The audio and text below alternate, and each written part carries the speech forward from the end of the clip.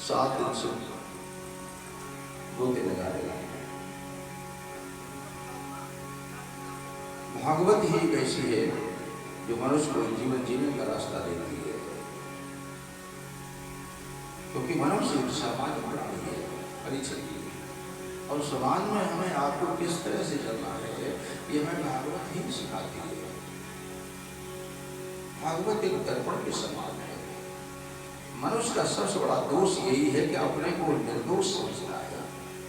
संसार में निर्दोष तो केवल एक परमपिता परमात्मा है, उसको छोड़ करके कोई निर्दोष हो ही नहीं सकता है, सभी में दोष है। तो भागवत अपने दोषों का एहसास कराती है। जब हम आप कथा सुनते हो तो हमें आप भी एहसास होता है कि वास्तव में हमारे अंदर एक कमी है। कहा है कस्य दोषा कुले नास्ति व्याधि के न पीड़िता। ऐसा संसार में कोई कुल नहीं है जिस कुल में कभी दाग ना लगा हो। अवश्य लगेगा, आज नहीं तो 50 पीढ़ी पीछे चलेगा। कस्य दोषा कुले नास्ति व्याधि के न पीड़िता। ऐसा कौन पैदा हुआ जिसको कभी रोग ने ना घेरा हो? ऐसा कौन घर है कि जिसमें किसी की मृत्यु ना हो?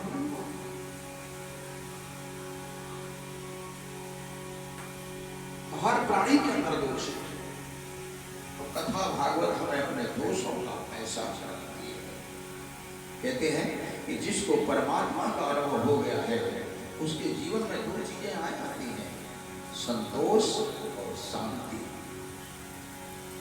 तो परमात्मा का अनुभव नहीं हुआ है, खूब कथा सुनिए, खूब कथा सुनाइए, उससे कोई लाभ नहीं। जैसे आपने गधा देखा होगा, गधा सारे जीवन चंदन का बोझा ढोता है, होता है ना, लेकिन उस गधे को उस चंदन का महत्व नहीं मालूम, क्योंकि सारे जीवन उसने चंदन का बोझा ढोया है, लेकिन उस चंदन का महत्व उस गधे को पता नहीं है।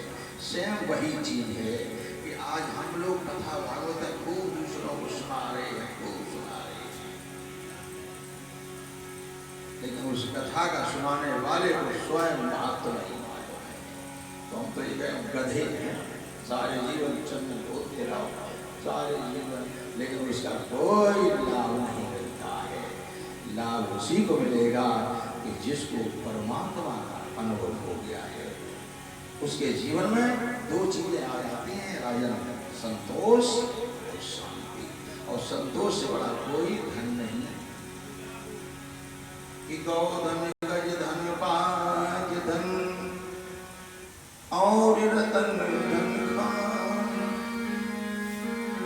जब आवे संतोष धन तो सब धन दूर। तो जिसके जीवन में संतोष आ जाएगा, परिचय जी उसके जीवन में बड़ी शांति,